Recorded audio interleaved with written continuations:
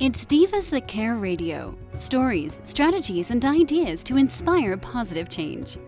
Welcome to Divas That Care, a network of women committed to making our world a better place for everyone. This is a global movement for women, by women, engaged in a collaborative effort to create a better world for future generations. To find out more about the movement, visit divasthatcare.com after the show. Right now, though, stay tuned for another jolt of inspiration. Hello to all. I am Joyce Benning, and I will be your host for this invigorating, robust lifestyle show. I am just so very grateful for each one of you listeners that have tuned in live today and the ones that will be listening to the podcast. As you are in for another amazing show, as I have my returning diva, Kate Nelligan, with me, and her and I are going to chat about horse bonding activities. Oh, wow. Is this going to touch a lot of horse lovers' lives, and many others, too, I am sure. So, Kate, could you please introduce yourself to our listeners today? Yeah, thank you. I am an equine partnered life and business coach, which essentially means I partner horses and goats with humans for personal and professional development and transformation. Oh, wow. Oh, then this topic is just going to fall right in to what you do so much in your daily life, Kate, on horse bonding activities. I just think it's incredible. I love it. Yeah, well, thanks for having me. I know you always love talking about horses, so I'm excited. Oh yes. They are truly my passion, one of my passions. This is true. All animals and horses horses are right up there at the top. I just love them. So, in your experiences and with your coaching and your partnering with the horses, what are some bonding activities that you maybe even use in your practice in helping clients bond with the horses? Yeah, so essentially my work and many others in this kind of what we call EAL space, equine assisted learning, is groundwork activities. And I kind of work two ways. I work also as an animal communicator and healer, so I'll work with humans and their horses to help them strengthen their bond, and not riding based, not mounted work, but all on the ground, and different from horsemanship. It's really about the emotional connection or the spiritual connection we have with our horses rather than, just the physical or regular type training. And then in addition, I'll also work with often women, but, women, men, and children on them increasing their bond with themselves, but with and through the power of the horse. So they may not necessarily have horse experience, but they're learning about what relationship is from being with a horse and growing a bond with a horse, because then they can transfer that to other relationships in their lives. Oh, yes. So when they bond with the horse, it also teaches them other bonding activities, how to get along in their social world or in their family world. In a lot of different ways, it teaches them bonding activities. Oh, I love that. They can carry it right on into the rest of their life, too, even if they're not partnered with a horse or have a horse in their life. So, oh, how beautiful. Well, I just love that, and being on the emotional and spiritual side, and not just what a lot of times come to people's mind when they think of bonding with a horse is the riding experience. And there's so many other ways to bond with them. That's what I truly love also, is the emotional and spiritual side of it all on the bonding. Yes, and what's interesting is there's been, at least that I've seen in recent years, kind of a movement. There's a Facebook group around non-ridden horses or non-ridden equestrians. And a lot of horses that I see may be in like their last chapter, or they've had some physical issues, or they're, off the track, and they're not necessarily going to go into riding disciplines like, Western disciplines or English. And so I know that people are often looking for activities and things they can do with their horse to, connect to them. I found recently, I've done a lot of animal communication sessions recently where that's the biggest question I'm being asked right now is what else can I do and how do I grow this bond? Because they have their riding lessons potentially, or they're connecting with a new horse that they just adopted or purchased. So they're looking for how do I grow that bond? And so I have a bunch of ideas, which I'm excited to share, but I'm curious from you, Joyce, how do you bond with your horses? What are some of your favorite ways that you connect with them? Oh, my. Well, there are numerous ones. And just being present, being in the moment with them, being out there with them and not thinking about all the other things that are happening in the world, just being with them at that very moment. And this is something that they have personally taught me, is to live in the moment and be in that moment and enjoy every bit of that moment. And that is one way that I've bonded with them. And leave your cell phone off, or don't even take it with you, because a lot of times I have found if the cell phone rings or there's an interruption, you answer it, they'll walk away. They're like, nope, I don't need that in my life. I need you to be right there with me.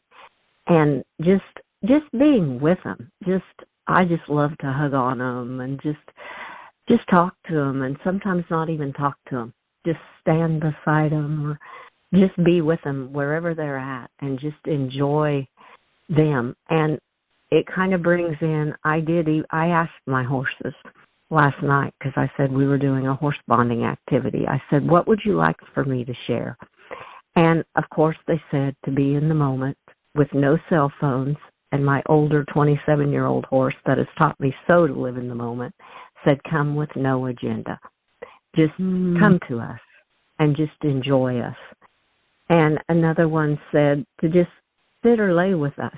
And one of the other ones and he has taught me a lot of patience. He said, come with patience.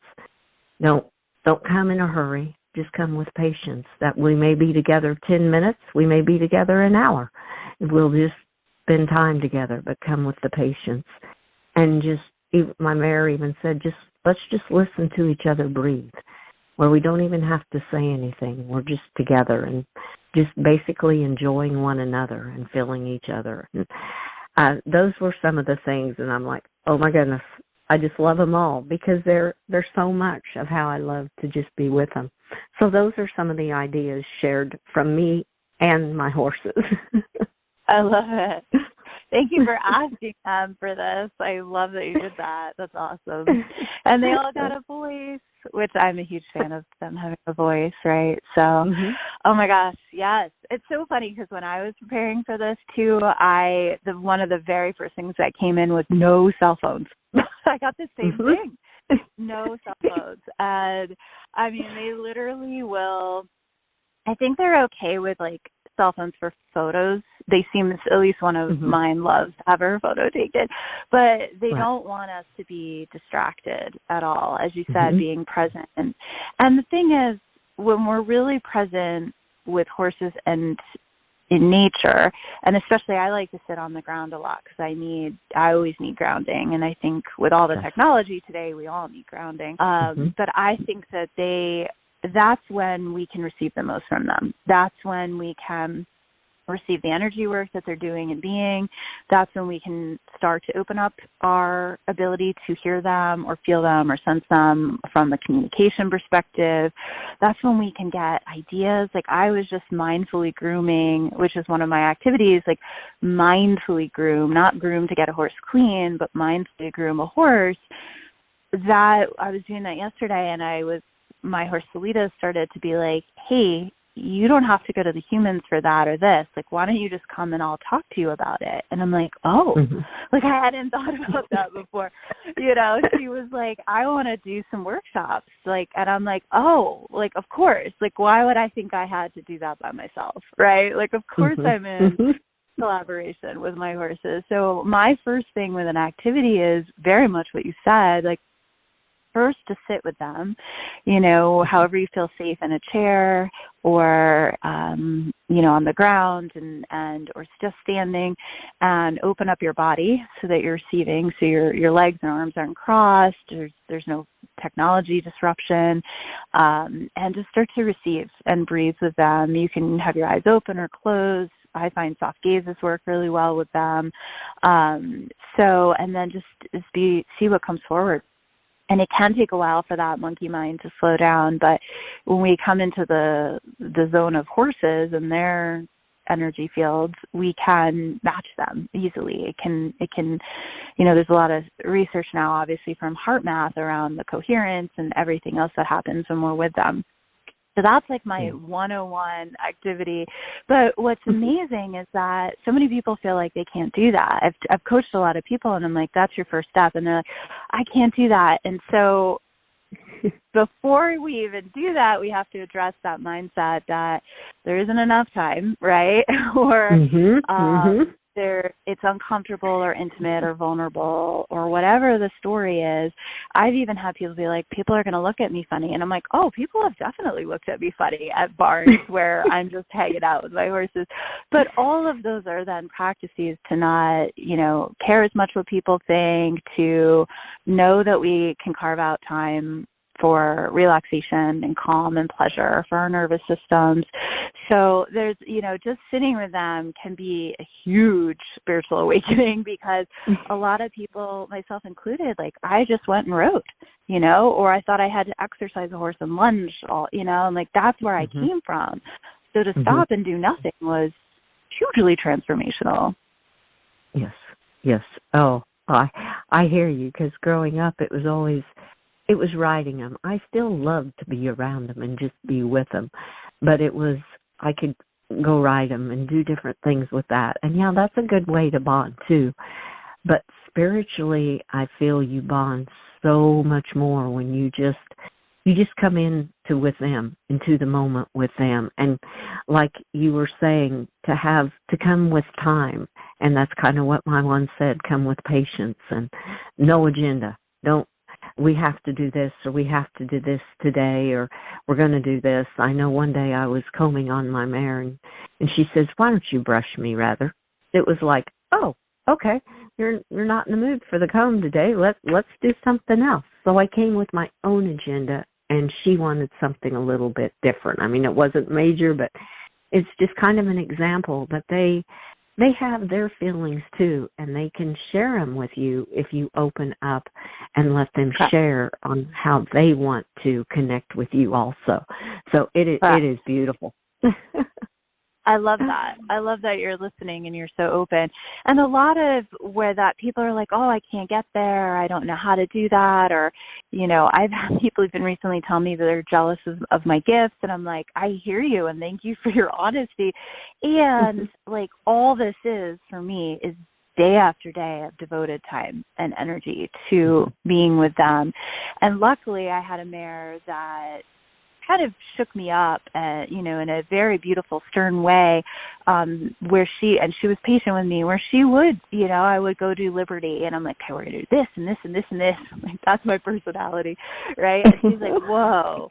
She's like, drop the agenda, like very similar to what yours said, drop the agenda. And then I was like, oh, and it was really like for them, they love to live in these spaces of joy and peace. So any activities that increase that is mutually beneficial, right? And a place where they'll join us.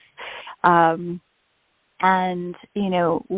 it doesn't mean that we always have to be in that space, but we have to admit when we're not and be willing to shift into those spaces. So I found even just opening my arms and laying them by the side of my body and creating a receptive pose is a way that a horse can then come in, and to drop like the fear that, they might touch us with their noses, or they might get really close to us. They might turn their behind to us, and to just be curious about that and not assume that we know what that is. A lot of us in the horse world have been trained to think, oh, that's this or that's this, because we were told that. But we've never really asked the horse, hey, why are you turning your behind to me? Oh, you're trying to help me ground? oh, okay, right? Like we just assume that we know so much. And so it really is a humble approach is what I hear you saying too about patience and no agenda. It's really being humble. But, the second step I say to folks is to bring a journal. After you've spent some time just sitting and doing nothing, bring a journal and just see. Like, ask them if there's anything they want to share. And don't judge what's coming through. It could be coming through from them. It could be coming through from your guides. It could just be your imagination, but that's the doorway to intuition. So I think it's really important to just, then bring a journal and see what comes forward from the horse's sharing. Oh, yes. Oh, I agree, because I think too, oh my, I'm going to write all this down as it's coming in, and it just helps, because they want you to understand them too, as much as we want to understand them and understand where they're coming from. Because my big bay horse that said, come with patience, and he has taught me patience, because it's taken him a lot of patience and me a lot of patience that we could bond together like that. Because he had come with some really rough handling, and he had to gain that trust in me, and I have to gain the trust in him. And so, yeah, it is amazing how you can just kind of step back and see what they're trying to do. Because he likes not nibble, but he'll put his mouth up to you, and a lot of people are going, oh no, he's going to bite. And he's not. I mean, he never has. I'm not saying he wouldn't. Maybe if he was in a fear mode, he would. But it's just trusting him that is his way of showing some affection, and seeing if you are trusting him, because he's got to make sure that you're on the trusting end also before he can give out that trust back. So I've learned that a lot from him. I love that. Yeah, I really hear you saying it's a two-way street. And it's, since you've mentioned patience, I'll read just briefly. I have the Awakening with Equines card deck out now, and that's one of the qualities. It's one of the cards is patience, and there's 40 different cards, and they each have a different exercise. So I'll read the one for patience. But what the horses said, I first channeled the horses in the booklet, then I wrote my little coaching on the word and the quality, and then I put an activity in. So with patience, I'll just read the horse part, but what they said is when learning a new skill, we need your patience. You'll need yours as well. We see you getting frustrated, but it's not the kind response. Just breathe more. We will help remind you to breathe. We'll eventually figure it out, and so will you. It will go easier and faster if you breathe and smile along the way. So them, right? Oh, I love that. Oh, that is beautiful. Yeah, and one of the qualities that I have this Icelandic mare that I used to trail ride in California in the Los Angeles area, and then we did a lot of equine coaching work together, and she's super patient horse. Like a lot of the Icelandics I think can be, but she was just just incredible patience. So I did the card after her. And what I also started to do in early days of my career, just because my first mentor did it, was we were painting on horses, and we always use non-toxic paint, and it's washable, and you wash it off right after. And she would tie the horses. I don't. I let them be at liberty so that they can move away. But it's a great exercise in patience. So that's what I put in here is, to purchase that paint and brushes, ask a horse if he or she would like to be painted at liberty, and notice that as you grow your patience, so do they.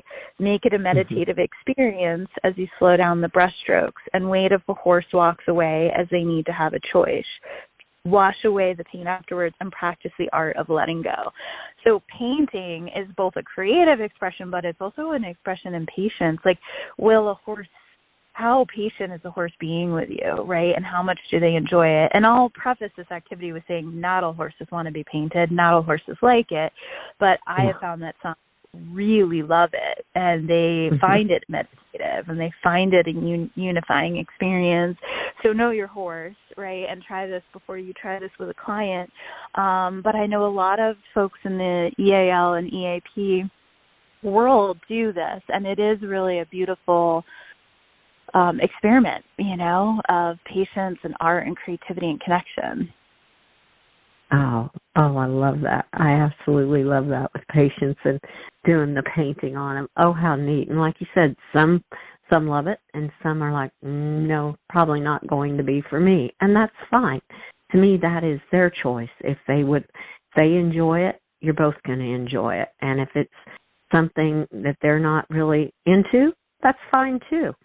And speaking of patience, it kind of reminds me of a young horse also, because my adopted daughter was working with a young horse and she became partnered with her, and the horse told me, says, my biggest fear is that I won't be able to learn quickly what she wants me to learn, to please have patience till I can understand what she is needing from me, because I want to please, but sometimes I don't understand it right away. And I thought, oh my goodness, that is so heart-touching, because they come to please and they want to please, but sometimes they don't understand it. And rather than getting harsh with them, just give them some patience, and especially a young one, because they're trying to learn. But I thought that was so neat, and I told her that, and she goes, oh my goodness, I'll always have patience with him. Aww. Well, and what I love is that when a kiddo, thank you for sharing that, and thank you for sharing that with a kiddo, because then they learn to apply that to other people and other places, right? And one of the painting activities I did once was a kid who, he was actually the bully at school. He wasn't being bullied. He was doing, and it was because there was a divorce going on in the family and he needed a healthy form of expression. But we talked about, what would it be like to create connection through art and doing an activity together, rather than, pushing things away just because we're angry or upset, right? So I think there is something really beautiful in this quality that we're talking about a lot today. And I think sometimes equestrians, myself included in the past, would be like, oh my God, I want to do this and this and this, and we have all these ideas and all these goals. And the thing is, horse time is different from human time, right? Horse time is slow. I mean, they are often in meditative states. They're in their parasympathetic nervous system. They're in a very different dynamic than we are, and we have to really adjust to that rather than always expecting them to adjust to our schedule. And I know sometimes, especially when I worked a full corporate job and I have clients that you don't have as much barn time as you want. So be patient with yourself and know that things can take time. I didn't ride my horse for 8 months when I got her, which in the old me never would have done. I would have rode her on day 1 or day 2, right? And I waited so long for our bond to get so strong that one of the first times I rode her, I was able to mount her from the ground while she was laying down and ride her completely tactless, no bridle, no nothing, because the trust was there, right? But it took a while to build that. You know what I mean? It just took a while. And she's not a horse that gives trust right away like your gelding. They need, you got to earn it. And some of them, will give it to you right away. But it's they're all individual. So we have to really take the time. So I have a hard time sometimes with the Mustang makeover things that are 18 days or whatever, 2 weeks. And I'm that's impressive. But is that horse just doing that through dominance and submission because they're a prey animal rather than actually through partnership? And I think both exist in that world. But I think our timelines just to impress the world or have an ego build a little bit. We have to really realize that they're in a different time than we are, and to do our best to kind of either be in their time or to meet in the middle and to find a way, and I mean I have to be with my horses every day, otherwise it's the bond changes. It just changes. Oh, I totally understand. I have to be out there and be with them all the time and each day. I mean, I'm feeding them twice a day and being with them and just feeling their energy. Sometimes that's what it just takes to get me going and get me like, oh my goodness, their energy just vibrates off, and it's just such a loving energy that comes from them. And and the trust that you talked about, like with your mare, building that trust over 8 months' time. And look how beautiful it was. And I think in myself, now could you have experienced that beauty if you had not taken the time, if you had had more of an agenda and said, oh wait, I've got to get on her right away. The trust level and the beauty that you two shared on that time when you got on like that, that would have just been such a heartwarming experience. I could only imagine how beautiful that was. It was something I'd wanted since I was a kid, and honestly never thought it would happen. And so it was like significant for me. And I was still a little nervous, and like I had never done anything like that, but there was just so much trust. It was actually on New Year's Day, so it was really this beautiful marker of like a new beginning, you know. So it was cool. But my suggestion for the listeners is that, you know, first write down all the things you do want to experience with your horse. Write them down, jot them down, and then look at the ones that potentially will be, you know, maybe easier to start with. Show the list to your horse, see what they suggest as the first piece, and go from there. And then, you know, don't take the timeline off. And then break it down into chunks and baby steps. Like, what would it actually take? You know, it took me being able to sit on the ground near her, obviously, before I could walk up to her while she's on the ground. And then it took, you know, me standing above her. And then it took, you know, so it was definitely still incremental. So the activities are important to chunk down. I saw Temple Grandin speak this week, and that's what she spoke about, like chunk down your bigger goals into smaller steps. And so, you know, whatever it may be, yoga on the back of a horse, start on the ground first, you know, and then build your way up to some poses and see how they do with you moving around on their backs like that, right? So that's my... Oh, I love it. That is a great tip. Well, Kate, gone so quickly, which I knew it would, because you and I could talk for hours about this. There's so many. We just touched on very few of the way to bond, and I just loved it. So as we start to close, would you please share with our listeners how they may connect with you when they hear this video and say, oh man, Kate's the one I want to work with, I want to chat with. How is the best way to connect with you, Kate? Yeah, thank you. I definitely would say through my website, katenelligan.com, which is 1 L, and the group on Facebook is Awakening with Equines, and my social handles are Kate Nelligan Equine Coach, and this Awakening with Equines card deck is available now for purchase, and it has the booklet with the 40 activities and the 40 cards. It comes in a beautiful embroidered bag, and the artist, Nika Ware, is phenomenal. Depicting human-horse connection. So that's there as well. And, I would love to help you with your horse, whether it's through, and I do a lot remotely, and I do work in person as well. I'm based outside of Boulder, Colorado, but I travel. I do a lot of these sessions actually when I'm in Los Angeles, because I find they're really open and excited about this kind of work. And I just hope the world opens to it. You don't have to necessarily send your horse away to a trainer. There's ways that you yourself can do things, day in and day out with your horse to grow the bond. Oh, thank you. How beautiful. And thank you for sharing that.